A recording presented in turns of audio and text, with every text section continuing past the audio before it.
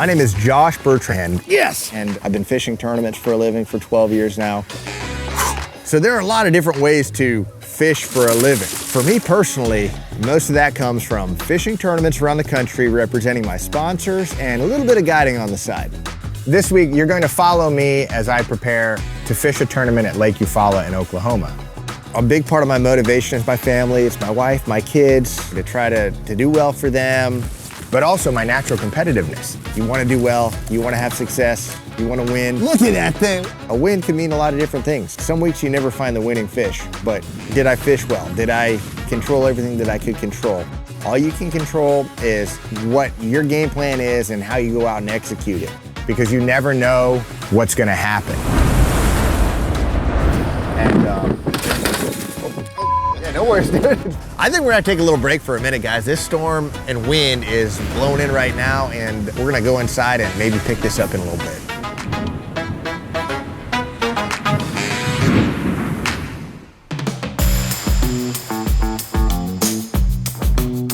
So I live just outside of Phoenix in a city called Queen Creek, and there's no lakes in Phoenix. A lot of the bodies of water are just outside of town. To me, a Western fisherman has to be really, really committed to it, because we don't have lakes in our backyard. We've got to drive an hour, 2 hours, 3 hours, 4 hours to go fishing every time we want to go, and it takes a lot of commitment. Some of our lakes are really tough. I mean, you're fishing in the desert. Some of the lakes are great, but some are true desert fisheries where the fish are few and far between. So you get good at fishing under pressure in tough conditions. You get really good at finesse fishing. One thing that has always been a big goal for me is to be a versatile fisherman. I look at the guys that have had sustained success for a long time on tour. They're very versatile, and I try to model myself after guys like that.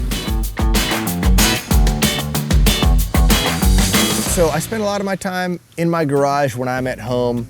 I've got everything I need in there as far as my tackle, all of my fishing stuff to prepare for a tournament, to prepare for a guide trip. This is stuff that I use a lot. You know, whether I'm just running to one of the local lakes real quick to do a guide trip or go fun fishing, I can grab something, throw it in the day box of the boat. Having the stuff up here like this, it's easy to find, but also keeps it in good shape. So that's a really big deal. Going into this tournament, I do think it's going to be primarily a shallow water tournament. Eufaula's got dirty water. It's springtime. You got bass on bed. You got shad spawning. I think all of those factors really, really lead us towards having a shallow water dominated tournament. So I'm going to prep according to that. As I get ready to go to Eufaula, you know, I can look up here and say, yeah, I'll be throwing some vibrating jigs. Let me grab some power stingers. Spinner baits, of course. Eufaula is a classic spinnerbait lake, so I'll be grabbing some spinner baits. And then as you come over here, again, it's an absurd amount of rods to keep, but when you're going on tour, you need like 5 of everything. You never know if you're gonna lose one in the lake, step on one, break it, so you need a couple extras. So these right here, these are the ones that actually go in the truck and travel with me, and they're separated by action. This is my guiding stuff. I might have a guide trip the day that I come home. So to make it easy, I've got this little rod rack with rods that are already rigged, line on them and stuff. I do think it's great to have a couple different streams of income. For me, a good way to do it was guiding, right? I'm still on the water. I'm making relationships with people. I've done well over 1,000 now. I've been doing it since I was 18 years old. I love to take people fishing, show them techniques, show them bodies of water, and just teach the sport of fishing. Teaching is a really big thing for me. Yeah, so sitting in this little area right here, I've got my little cheap camping picnic table, and I do a lot right here. I shoot a lot of tip videos for YouTube. I host a podcast called Angler's Happy Hour. When I'm talking to the camera, I'll use this camera. When I go out on the lake, it's the GoPro. Of course, you know, going out there and having success on the water is really important, but it's also really important to be able to do this stuff as well. And it's just easy to do it all in the garage because I've got everything right there, and there's no more appropriate place other than maybe the lake to talk about fishing stuff than somewhere where you're surrounded by fishing stuff. So when we're traveling to go to one of these MLF tournaments, we pre-fish 3 days, and you go as hard as you can those 3 days of practice. You're not taking any breaks. You're fishing from daylight till dark.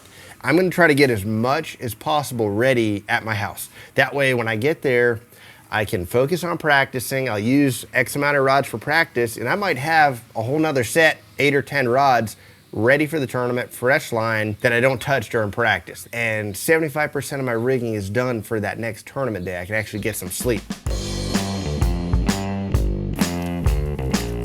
What's up, dude? We're about to go to the park, bro. This is what usually happens, like when I'm 90% through a podcast and it's been good the whole time, dude, they all come bolting out. Do you like to fish at all? I really do. What happens for every fish you catch? $1. $1. You get $1 for every fish you catch? Does that make you a professional bass fisherman? Yes. Dad's going broke. When you go to a tournament, you at least have hope that you're gonna make money. When I take them fishing, I know I'm gonna lose money. You know, I've got a great family at home, beautiful wife Chantel, 2 kids, Emma and Parker. Are you gonna hit it farther? Hit it farther than me. You can hit it. Go get it, buddy. The kids are at a fun age where they're full of energy, they're all over the place. Step and throw. All right, okay. Hands together and level swing, okay? Level. Oh, go run, you hit a home run. Drop the bat. He's great. He's a very good hands-on dad. So calm, so he calms me down. I'm like, ah, and he's like, it's all good, Chantel, relax. So when I'm on the road, it's difficult to not be there. So just staying in touch is a really big deal. Having a good support system around at home is huge. My parents. We like FaceTime every day, and his mom helps me out a ton too. You can't get through this lifestyle without help and support, and that's the bottom line. Before this tournament, it was great to get out on the golf course. It's a great way to spend some time with my dad. My buddy Jason joined us. Half the people that learn how to bass fish in Arizona do it right behind us in the golf course ponds. There's a secret underground community of golf course pond bass fishermen that wait till it gets dark and they come out here and raid these ponds. Getting out of the golf course is almost like being on the boat. Yeah, the phone turns off and you just enjoy 18 holes, giving each other a hard time, hitting good shots, hitting bad shots, hanging out for 4 or 5 hours. Golf is great for that. I was really big into sports. I played baseball, hockey, I like to golf, but fishing just became like a bigger and bigger thing for me. My dad, he totally got me into the outdoors. He took me fishing. He would take me fishing every weekend. He was working 2 jobs. He'd get out late Friday night and get up at 4 o'clock and take me fishing Saturday. You know, I enjoy sitting on a boat. I'd stop and have a bite to eat, a sandwich. He said, Dad, we're in a tournament. While we're fishing, we're fishing. It's a skill to eat a sandwich at 60 miles an hour without it all blowing up in your face. Hey, good round, dude. Thanks, man. It was fun.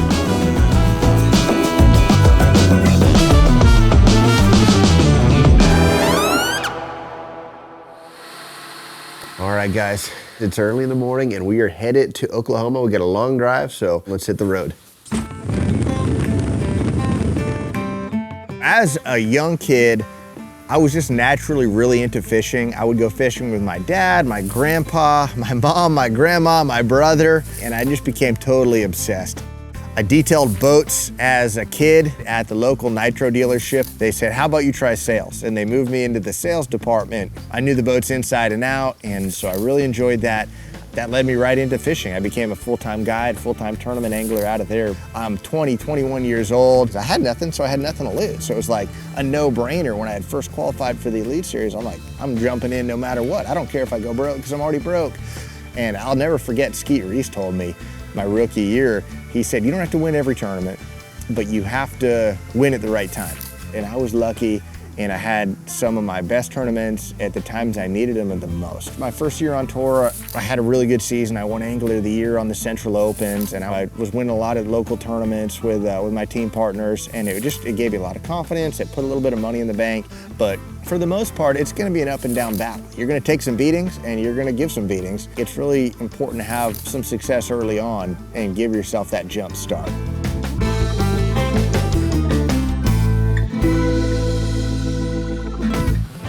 So here we've made it to Lake Eufaula. This is a really special lake. Today's been all about getting set up. Pre-fish starts tomorrow for stage 4. It's kind of the midpoint of the Bass Pro Tour season, and it is just a massive sprawling body of water. We got ourselves a little problem here, everybody. I got my topwater bait and treble hook, and that is through the braid down in the spool. I think the safest bet here is cut the hook. When you get hooked in the hand, it's the fingertips are the worst because they're so sensitive. I've been hooked in the top of the head through the hat. That was the most exciting one. A couple of those, the fish were still attached. We're gonna have a lot of clouds and stuff, so we want a bone colored bait. This guy right here. Dirty water, shad spawn, spring. You better be throwing some spinnerbaits this week. It's not shark week, it's spinnerbait week. Remember that. This reel has been sitting here for a while, but it's been on there for so long. You can see that memory. I'm gonna take about half the line off, tie a little knot. Even though this is great line, look at the difference. Fresh line, old line. So I think I've got most of my rods and reels ready anyways. We got a handful of spinnerbaits tied on, a couple vibrating jigs, crankbait, topwater, of course, stuff to slow down. So gonna get this all buttoned up, you know, just getting settled into the rental house here. We're going to meal prep some food so we're not having to cook after getting off the water at almost dark every evening. If you don't eat good on tournament week, you just don't feel well. And if you're not feeling well, you're not thinking about fishing, you're thinking about not feeling well, so. James, what's Josh like to room with? As you can see, he does most of the work, so I don't have to do anything. That's right. So I've been rooming with James for, I would say, over 10 years. He's a great friend. He's great to have around. At our last tournament, we had forgotten shampoo and body wash. So I think James showered with Dawn dish soap. It's just, that's how I wash my dogs. So, I mean, I might as well wash myself, but it works great. It's great on your hands, so why not your body? All right. Barely fit it all. We've got really some terrible weather throughout practice. We've got heavy wind, thunderstorms. We're here in the peak tornado season, and my roommate, he is a native Oklahoman. He's warned me about that, and we're faced with it this week. I would love, after 3 days of practice, to have a general idea of several areas that fish live, the phase of the spawn they're in, and then we're gonna go from there. This morning, we're definitely gonna be looking for a shad spawn. That's our big focus. It's a good way to get off to a great start in the morning. If you can find it and capitalize on it, you can put 10, 15 fish on the board quick. Let's do it. The shad like to spawn on a lot of different things. Riprap's a great obvious target. We're gonna fish some marinas, fish some grassy banks, and just see where we can spot them spawning. So it's all about covering water this morning. If we fish an area for 10 minutes and don't see anything, we're moving. There's one. What do we got? And he's a skinny boy. Our size limit this week's 1/8, so I mean that fish was real close to that size. I think he was there. Oh, there's something chasing up on the bank right there. Got him. I think he was on some shad. It's a solid fish. It's spinnerbait week, a lot healthier. Belly full of shad, good looking scoreable fish. That's just one fish, so. Oh shoot, there's another one, how about that? So riprap's an obvious, easy target when you're trying to find fish on the shad spawn. You know what you do when you get 2 bites on a spot, you mark a waypoint.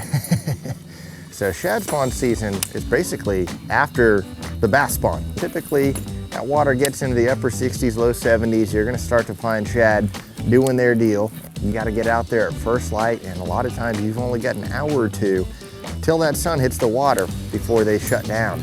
Got 'em. Typically when I'm fishing the shad spawn, I'm throwing anything that's gonna imitate a shad that matches the water that I'm fishing. So like if you're up and around heavy cover, white swim jig. If you're in open water, a jerkbait or a crankbait, and then, you know, if you're kind of in between, a spinnerbait's an awesome option. That's almost a 2-pounder. Okay, let her go. We want to get a baseline, you know, and just know, are these scoreable fish or not? We can get to going, guys. It's a good fish. Drop a red dot, and we'll go look for some other stuff.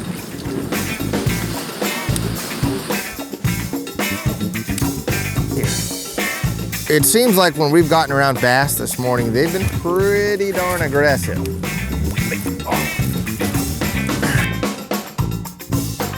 Boy, we had Almost all our fish this morning were scoreable. Our ratio is quickly declining.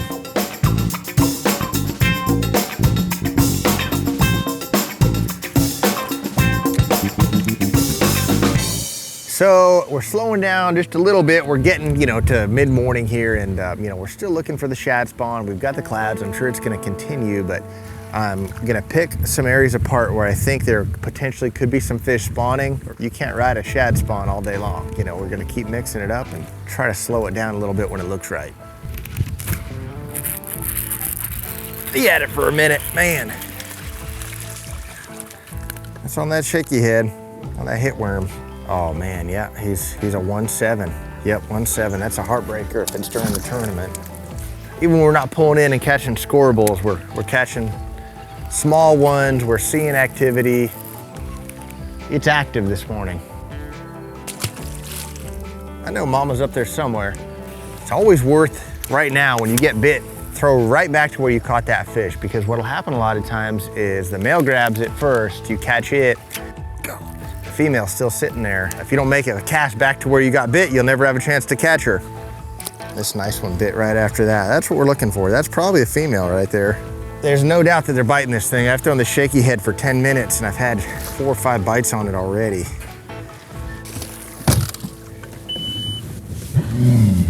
The main lake's right here. We're just right at the mouth of this creek and the water's just cold. We're gonna try to just get further back into the creek, see if it warms up at all. This creek that we're in is absolutely enormous. I skipped by a lot of good looking stuff on the way in to where we're at right now. You have to fish the back. You always have to fish the back. A lot of times in bass fishing, you want warm, shallow water, and that's where you're gonna find it. Unscoreable. Golly, missed it. We're a little bit further off the bank. I've been fishing some of this outside stuff where there's some rock, but it's this rock down here in that 4 to 6 foot. Seems to be really good right now. Look at that thing.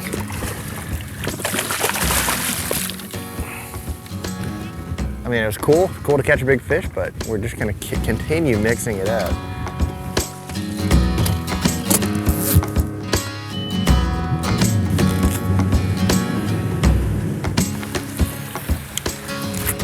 Interesting.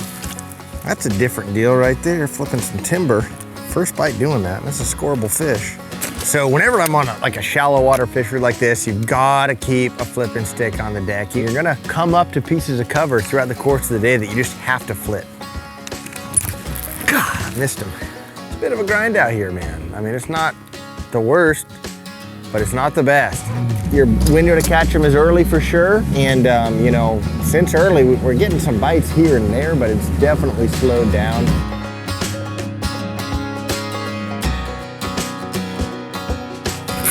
There he is, finally, that's a good one. Scoreable bass.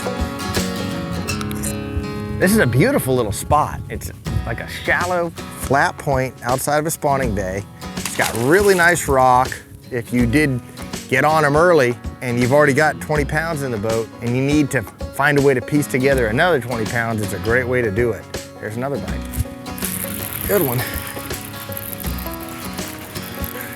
Good one. I mean, this is a solid little pattern. We can't get locked into doing it like exclusively, but it's a good way to get bit. After today, I feel like we at least have a couple decent patterns and decent techniques for catching fish. Now we're at the point where we need to try to find something special. That line is coming though tonight, man. Right around like 5 a.m., 6 a.m. It looks really bad, huh?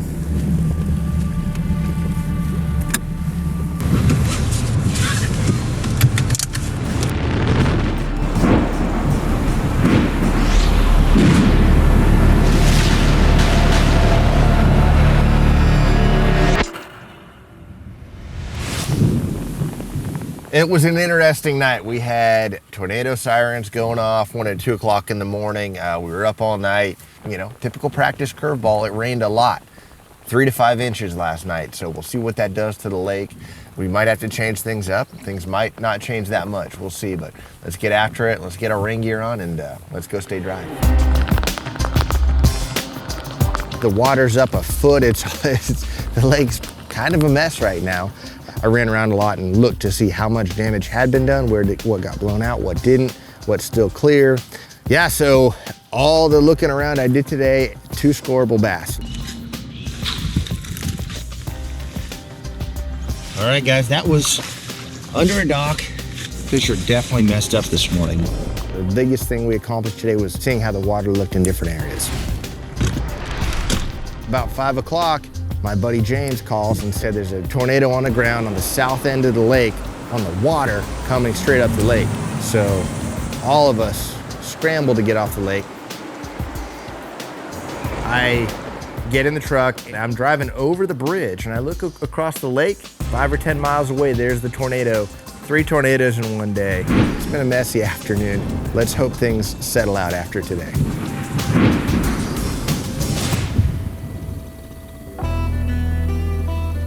Yeah, so no one knows what's gonna happen with the lake as far as how much it's gonna come up, where it's gonna get dirty. Yeah, the big X factor is how much water are they gonna pull out of this thing. So every creek is dirty in the back. If they decide to suck the water out of the lake, that dirty water comes out of the back and muddies everything up. So we'll see. We're gonna fish all completely new stuff, hopefully find something that's a little bit more up with the current conditions. We'll see. The lake's up 2.5 feet so far. Who knows when it'll stop. So the water's so high up in the bushes that we've switched to a swim jig here. And the reason for that, it's much more weedless and forgiving. Again, we're looking for shad spawn. We're looking for active fish while it's early. The tournament goes 6 days. The lake can change several times over that period. You've got to be ready to change on the fly every single day.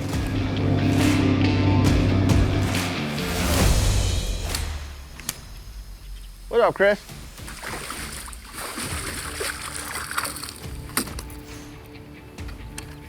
You weren't like showing it off because you had a competitor nearby, right?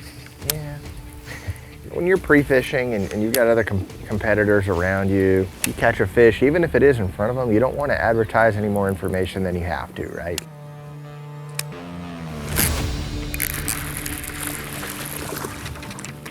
First bush fish of the week. Interesting.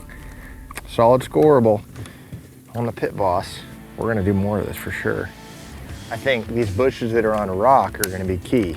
I really feel like when the sun's up, you have the offshore bite, like, fishing the shaky head on the points and behind the docks and stuff like that. Or now with these freshly flooded bushes, you have the bush bite. So, he ate it on the way out of the bush. Oh, geez. As I was saying, you got the bush bite. So the fish are starting to move up into the bushes. It's not great, but if we had a couple good stretches, they'd be worth hitting in the tournament. There's a good one. That's all right. We saw that one. Same deal, outside bushes with a rocky bottom.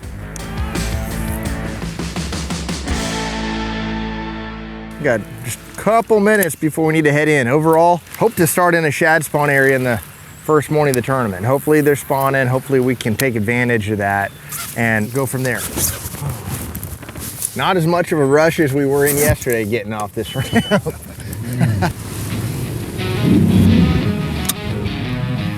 Practice is donezo. The night before a tournament, you always have a little bit of nerves. At the same time, you're also dead tired. It's a weird mixture of tired, excited, a little bit nervous.